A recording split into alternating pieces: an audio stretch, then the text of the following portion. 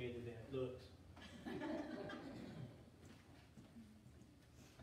Now, what I want to talk to you about today is Ahab and Jezebel. I love the Old Testament. Yeah, I love the stories. And one of the big things is I love how it all weaves together.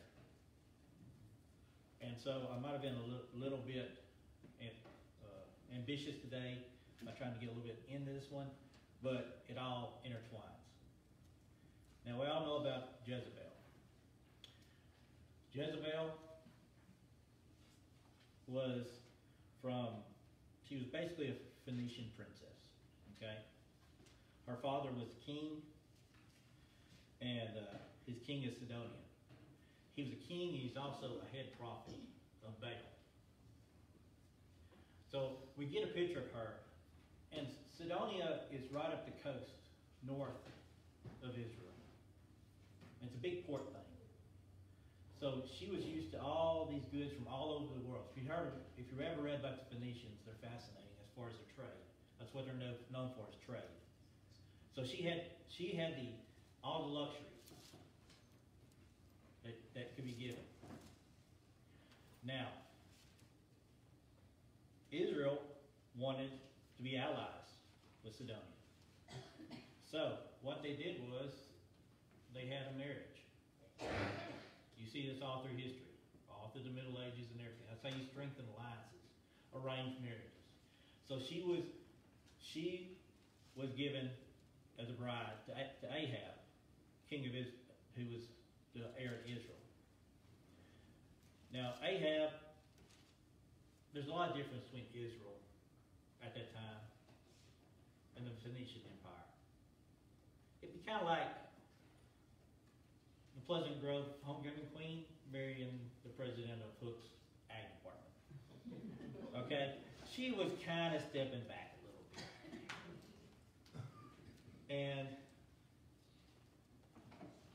And one of the first things she did when she got there, she became queen, was she brought her religion with her.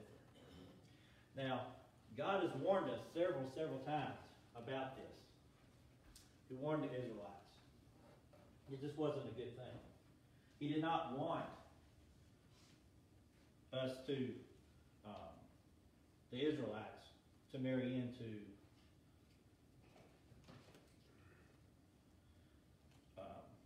other religions. It just wasn't going to mix. He said when he got there, get rid of everything. He did not want to, he wanted them gone in, and he didn't want them brought back in. In Deuteronomy 7, 3 through 6, it says, do not intermarry with them. Do not give your daughters to their sons, or take their daughters for your sons. For they will turn the children away from following me to serve other gods. And the Lord's anger will burn against you and will quickly destroy you. This is what you are to do to them. Break down their altars, smash their sacred stones, cut down their Asherah poles, and burn the idols in fire. For you are the people holy to the Lord God. The Lord your God has chosen you out of all people on the face of the earth to be his people, his treasured possessions. He did not want them to intermarry. He did not want the corruption brought in. He knew the Israelites were weak. They proved it over and over and over again. Now, we're first introduced to Jezebel. Let's see.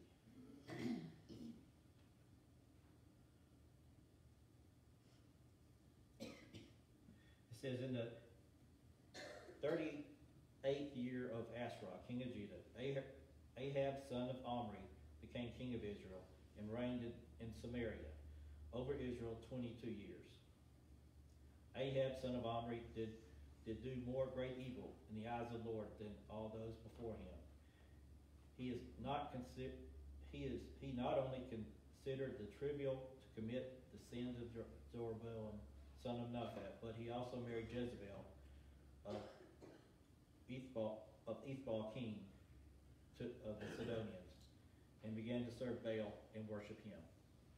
Now what happened was, she came in. And Ahab was a weak man. He was easily manipulated. she was not a weak woman. In fact, when I was researching this, I looked at a lot of different things on her, trying to get a good idea of what she was. And I actually found some people who, in fact, one lady on one of the History channels was talking about her as not being a bad person, but a very strong woman, you know, who just wanted to spread her religion. Well, this is wrong. There's nothing in the Bible that says anything good about this woman. She was evil through. Okay? I do not see how people could do that. I guess I know who that woman voted for last time in the election, but she was not a strong woman. She was an evil person. And the first thing she did was she had her husband build a temple. And then they put up an Asherah pole. Now Asherah and Baal are two different gods. Okay, they're Canaanite gods. Baal is the big god. Asherah is another big god of theirs. She was basically a fertility god. And they put up this pole. We see it several times in the Old Testament. And then she started persecuting the prophets. When I say persecuting, she was killing them. She was going out, sending her people out to kill them. Okay? Now, the chief of staff of Ahab was a guy named Obadiah. And Obadiah had God in his heart. And so what he did was he gathered up 100 prophets in Israel, and he hid them in 2 caves, 50 apiece. And he arranged where they could get food and water. They basically waiting out this crazy woman. Okay? Now, God was angered by this. And the great prophet at that time was Elijah. And he told Elijah to go to Ahab and tell him that it's going to rain. He said that because there's a bad drought. Hadn't rained in 3 years. And everything was bad. So Elijah went. And he came across Obadiah. Now what Obadiah was doing out there was Ahab had told him that we need to find some grass for our animals or they're going to die.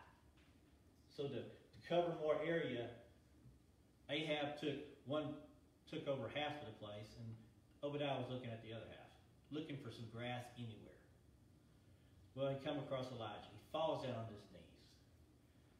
And Elijah, he tells him to get up, and he tells him to go to Ahab and tell him, I have to meet with him. Obadiah immediately goes up. What have I done? This is a death sentence. This guy hates you. Jezebel's been looking for you. She ain't even gone into other countries looking for you. If I show up and tell him to meet you and say God just called you and put you somewhere else, it'll be my head. Elijah assured him he will be there. So he went and he found him. They told him to come meet. They met. Immediately, when Ahab saw him, he says, there's the trouble of Israel. Elijah said, it's not me, it's you. It's you and what your father, your family has done to Israel. That's the problem. And he says, I want you to bring all the people, all our people, to Mount Carmel. We're going to settle this. So the next day they came, all the people. And with them, they brought 450 prophets of Baal. Actually, I think it's 250 Baal and 200 Asherah. But basically, there's 450 of them. And so, when they got there, Elijah said, okay, here's what we're going to do. We're going to make 2 altars. And we're going to see which God can consume their offering in fire. And he told them to go first. So they built an altar of stones. And there's 2 bulls. And they took their bull, and they prepared him, they put him on the altar. And then they started dancing and chanting and doing their stuff. And this started in the morning. And a few hours later, it's about noon, and they're still dancing and chanting and all this kind of stuff. And Elijah starts mocking them. He says, listen, maybe he's busy. Maybe he's just somewhere else, or maybe he can't hear you. You probably ought to go a little bit louder. So they go into a frenzy, and they keep going, and they're dancing and everything, and they got in such a frenzy they start cutting themselves and bleeding out, trying to get their God to do something. Finally, they gave up in the afternoon. Now, so now it was Elijah's turn. And Elijah, he goes up, he puts 12 stones around the altar. One stone for each of the tribes of Israel. Actually, there's 10 in the north, 2 in the south. He included Judah too. And he builds it up, he puts the wood on it, and he tells them, he says, I'll tell you what, let's make this interesting. Go get water, and they'll pour it on this altar. So they go down. They probably go down the ocean, because I don't think with the drought there's anything going on. But they get some water, and they bring it back, and they pour it on. He said, that's not good enough, go back. They go get more water. They pour it on. He had actually dug a ditch around the thing. He said, let's do one more time. He goes, he gets the water, they pour it on. It fills the ditch up. It's soaking wet. And then he says, Lord, the God of Abraham, Isaac, and Israel, let it be known today that you're God in Israel, and that I am your servant, and you have done all these things at your command. Answer me, Lord, answer me, so that the people will know that you, Lord, are God, that you are not turning your hearts back, and that you are not turning their hearts back again. And with this, whammo, lightning hits. Thing bursts into fire. It is hot. It's burning. It burns off the offering. That thing's gone. It burns the stones down. They crumble in the dirt. It sucks the water out of the trough. And everybody falls down on their faces and start worshiping God. Now, immediately, Elijah says, the Baal guys, they start heading out. He said, whoa, go catch them. They bring them back and they kill them. Now with this, Ahab goes back. He goes back to his palace. Jezebel is furious. She actually threatened, there's a threat in the Bible where she says, what you did to my prophets, I will do to you. She was ticked. And this is, some wonder why, but Elijah went into hiding. And so things had escalated. Now there's one other big story about Jezebel, and everybody knows it. It's Naboth's vineyard. After all this, Ahab looks around at his garden one morning. It's a beautiful thing, but he looks at this vineyard right beside it. And he covets it. He wants it. And he goes and he talks to this guy, Naboth. He says, Naboth, sell it to me. I'll pay you silver. Naboth says, I can't do this. This is my family land. We've had it for hundreds of years. This is very, very important in Jewish society, that you keep your land. Okay? It's passed down. It's a gift from God. It's supposed to stay with you. Well, he says, I'll tell you what, I will get you another one that's bigger, better, and I'll just trade with you. And Naboth says, no, I can't do that. That's crazy. So what he did was, remember, he's a weak man. He went home and he pouted. He crashed in bed. He wouldn't eat. Turned his back to the, out, and faced the wall. Kind of like all our kids have done sometime when they're ticked. And Jezebel comes in. She says, well, honey, what's wrong? He says, I wanted this vineyard, but he won't sell it to me. I even offered him another vineyard. She says, go get you something to eat. It'll be all right. So what she did was, she sent out a letter to the leaders of the city. She says, get Naboth and find me 2 witnesses that are corrupt. Let them say that he spoke against God and he spoke against the king. And they did this. They tried him and they killed him. And with this, God said, that's it. not gonna, that's it. That's the line. You might wonder why, when so much worse things have been done, that this one death triggered it. Well,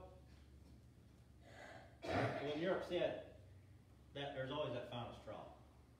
But also, in Jewish law, like I said, it was very important that you recognize the land. It went from to father to son, if not son to another family member. That was Jewish law. In fact, if you went to buy it, you could only buy it they had a thing called Jubilee. Every 50 years, it went back to the people. So if you bought it, you had 49 years left, you're doing pretty good. But if you bought it, you had a year left, you don't get much out of it because it went right back to them the next year. That's how important the laws were. And also, the laws that they killed a man. They used the law to kill an innocent man, and God could not overlook it. Now, we see Jezebel in all her bad influence. But, kind of like an infomercial, you're getting two for the price of one. Don't even have to pay shipping and handling. Because good old Jezebel had a daughter, Athaliah. Now, the king of, hold on, I'm not good with notes.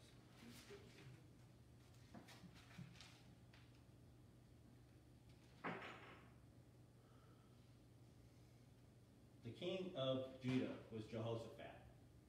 And when I say king of Judah, you do that with all caps, because he was one of the great kings of Judah and Israel. Over all of them, he was one of the top guys. He would be in the Hall of Fame if they had one. But he wanted in his heart to get a tie back with Israel. So he did the same thing Ahab did. He made an alliance. And he married his son to Athaliah, their daughter. And I think you know what's going to happen. She comes in. Next thing you know, Jerusalem has a daggum temple to Baal in it. Okay? And all the things just happen again. Well, her son becomes king when his father dies. And he's the one that set up all these idols. Her son was. And what happened was, God just had enough again. And he went and told him, he says, because you've done this, you're going to die a horrible death. He sent Elijah. Elijah sent a message. You're going to die a horrible death. It's going to be painful, and all your sons are going to die.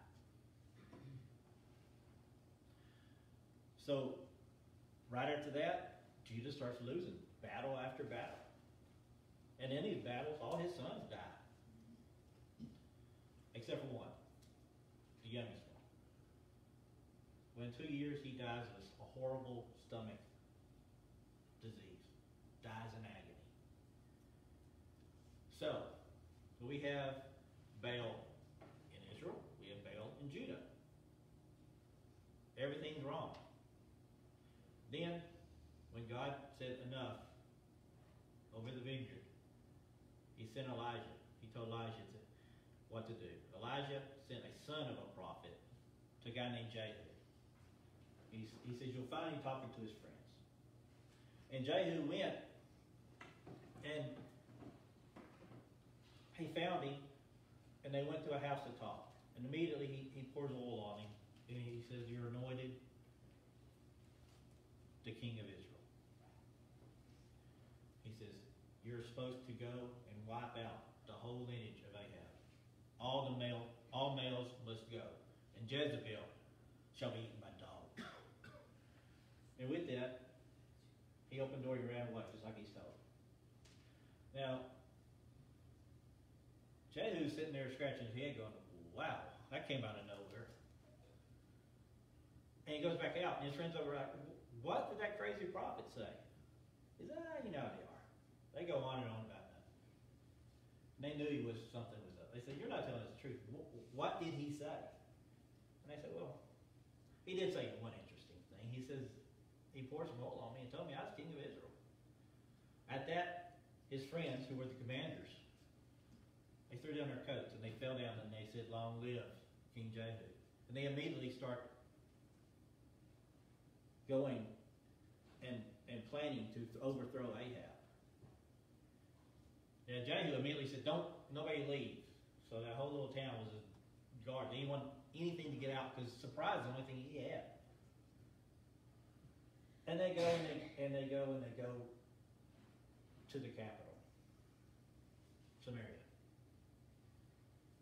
And they're going along, and the watchman comes to Ahab, and he says, "There's soldiers coming." He said, "Well, send somebody out there, and let's find out if they're come to do harm or if they're friends." So a messenger went out on a horse, and he said, when he got there, he asked Jehu, "Do y'all come in peace?" He said, "There can be no peace. Not as long as Ahab is doing what he's doing. Get in the back line." Well, the watchman went back. He said, "Listen, that first messenger, he's riding with them. They have to send another one."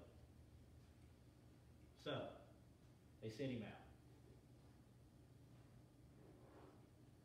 And this is where I messed up. It's Ahab's son. He sends him out. And basically, let me back up just a hair. After the vineyard, Ahab went crazy. He knew God was real. And he put sackcloth on. He tore his clothes. He did the whole thing. And he fasted for days. And finally God sent a message and said, "Okay, these things I've said will not happen to you. They will happen to your son." And he did pass away. So now we're talking about his son. The king said, the second messenger, the same thing happened. He tells him there can be no peace. Get in the back of the line. So the watchman goes, he says, "King," he says, "they're still coming." So they get on, he says, "Get our chariots ready." There's 2 chariots because it just so happens that his nephew, the king of Judah, was visiting. So they both go out in their chariots. And they go up. And the watchman had told him, he thought it was Jehu, because he's driving that chariot like a wild man. And only Jehu drives a chariot like that. Sure enough, they got close and he goes, "Jehu, what's going on?" He says, "Are you come in peace?" He said, "There can be no peace as long as Baal is worshipped in Israel, and as long as Jezebel is allowed to live." And so, with this, he turns, he says, he hollers to his nephew, "It's a trap!" Nephew peels off. Jehu, he pulls an arrow out, and shoots it at the king of Israel, and hits him right between the shoulders. And then he goes on, and he chases down the other chariot, because that was the grandson of Ahab. And he was told to get rid of all of them. So he pulled another arrow. And then one day, Jehu killed the king of Israel and the king of Judah. Now, after this happened, he turns. He's going after the one woman everybody hates, Jezebel. Now, you know how we always, a lot of my sons have biblical names. Everybody has a biblical name. There's a reason why there ain't no girls around here called Jezebel. Okay? So he goes, and he goes to Jezreel, because that's where she's at. Jezreel is where their summer palace is at. And Jezebel knows that he's coming. And what she does is kind of strange. She combs her hair, she puts on her makeup, and she goes out on the balcony window and waits on him. He comes in, and she hollers at him, "Jehu, what are you doing? You come to kill someone better than you. She's haughty. She's arrogant. She's in a corner, but she can't face, she's still looking down on people. Jehu looks up. He says, if there's anybody with me up there, get her and throw her down. There's 2 eunuchs up there. And they grabbed her and they threw her down. If anybody's going to be mad, it's going to be a eunuch. But she hits the ground and blood splatters on the wall. And then he gets his chariot and he rides over her.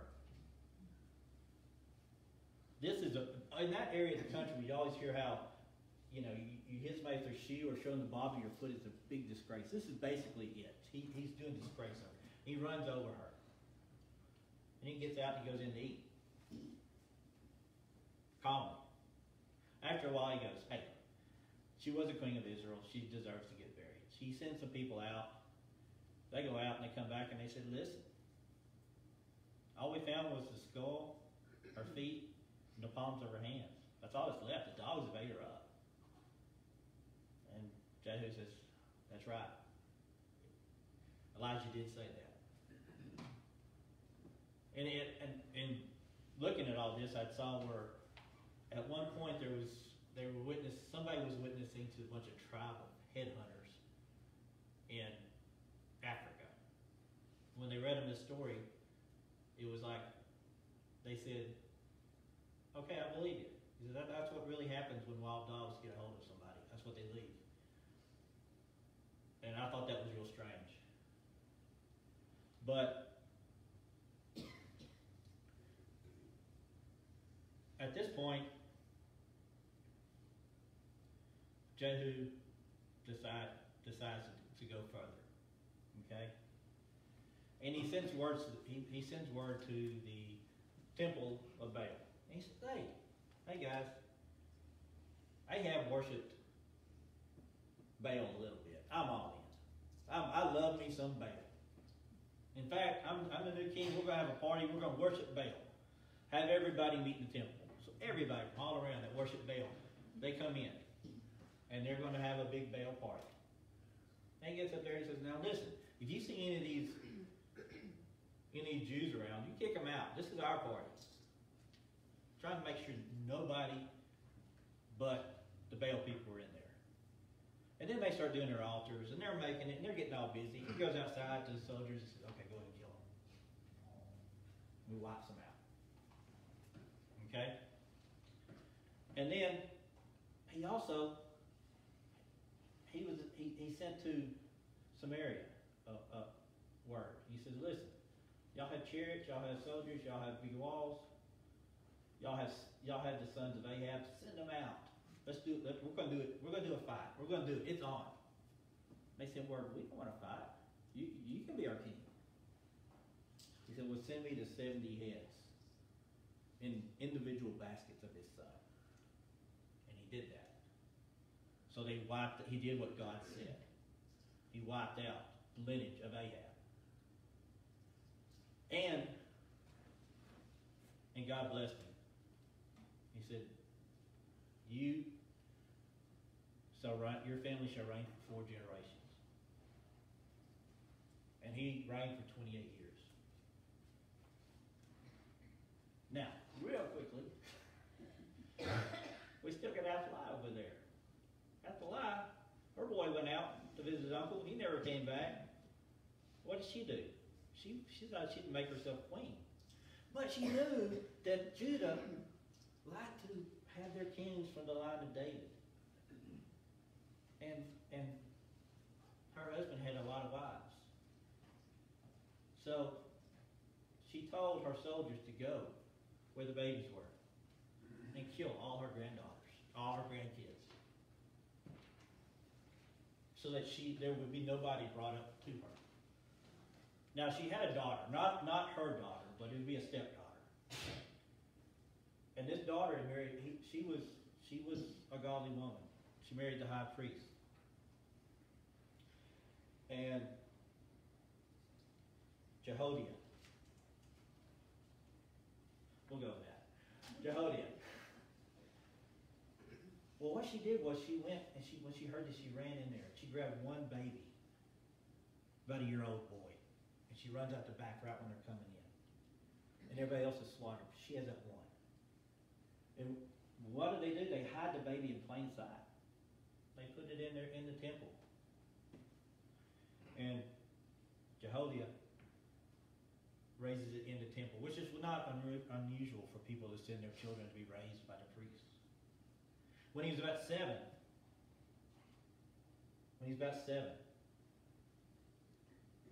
Jehoiada got him, and he had a meeting with some military leaders and some heads of family, and he says, "What would y'all do if we had someone from the line of David?" Well, we would make him king. Well, here he is. They put him on the throne to anoint him with oil. They put a crown on his little head. And everybody was ecstatic. And there's cheering. Well, Athaliah hears it, and she's going, "No, what the heck is going on?"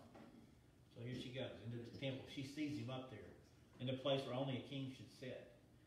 And she's like, "What is this?" And the high priest said, "Listen, take her, this is the temple, take her out and kill her." And they did. They took her out to the horse corral and killed her. God redeemed. He had his man Jehu in Israel. He had a child from the line of David in Judah. Israel had been influenced, Judah had been influenced by something God said don't do. And that's what we need to remember. If God puts something in our life, then it's supposed to be there. But if we put something in our life that is holding us back, just like that tag, it needs to be cut away. Sometimes there's a gray area in things. That's where you mess up. But God, if you stay with God, God will tell you what's black and what's white and what you should do.